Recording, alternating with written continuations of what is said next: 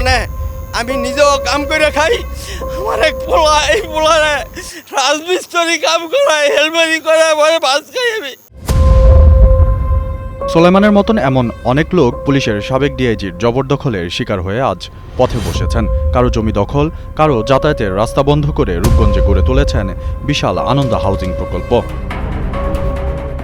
এবার ফুঁসে উঠেছে ভূমি হারানো স্থানীয়রা। সরেজমিনে দেখা যায় বিভিন্ন অনিয়ম ও প্রভাব খাটিয়ে জমি জবরদখলের প্রতিবাদে বিক্ষোভ করছেন তারা।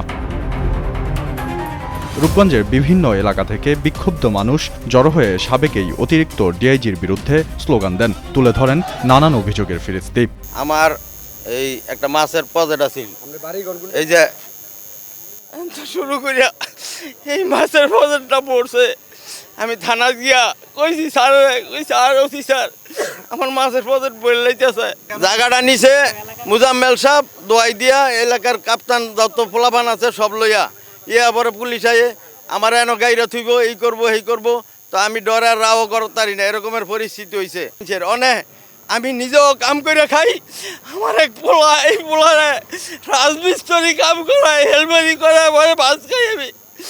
সব মশার বিরুদ্ধে সুরক্ষা দিতে এলো বসুন্ধরা এক্সট্রিম অ্যারোসল। মশার বিরুদ্ধে এক্সট্রিম সুরক্ষা। পানি আটকায়া ঘর থেকে বাড়ানোর কোনো ব্যবস্থা নাই, পানি আটকায় দেয়। পানি আটকায় দিয়া আমরা বৃদ্ধ মহিলা আছে, বৃদ্ধ মা আছে, বাবা আছে, এরা ঘর থেকে বাড়িতে পারে না।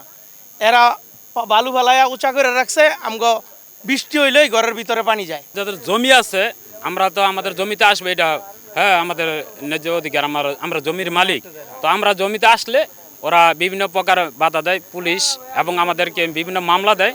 মামলা দিয়ে তারপরে থানায় নিয়ে যায়, থানায় নিয়ে আমাদেরকে বিভিন্ন মামলা হয়রানি এবং জেলও খাটাইছে।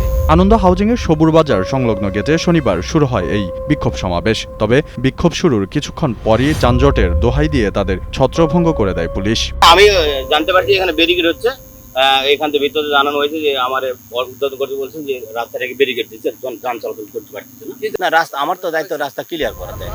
সাবেক এই পুলিশ কর্মকর্তা মোজাম্মেল হক রূপগঞ্জে জবরদখল ও ক্ষমতার অপব্যবহারের মাধ্যমে বিগত সরকারের আমলে আনন্দ পুলিশ হাউজিং সোসাইটি নামে বড় আবাসন প্রকল্প গড়ে তোলেন, যা মূলত ব্যক্তি মালিকানাধীন। পুলিশ বা কোনো বৈধ সমবায়ের সঙ্গে এর কোনো সম্পৃক্ততা নেই। এই প্রকল্পে তার স্ত্রী ফারজানার নামেও রয়েছে আলাদা প্রতিষ্ঠান ও বিপুল পরিমাণ জমি। সব মিলিয়ে এই প্রকল্পের বাজার মূল্য দাঁড়ায় প্রায় ৬,৬৫০ কোটি টাকারও অধিক। মাহদি হাসান, কালের কণ্ঠ, নারায়ণগঞ্জ।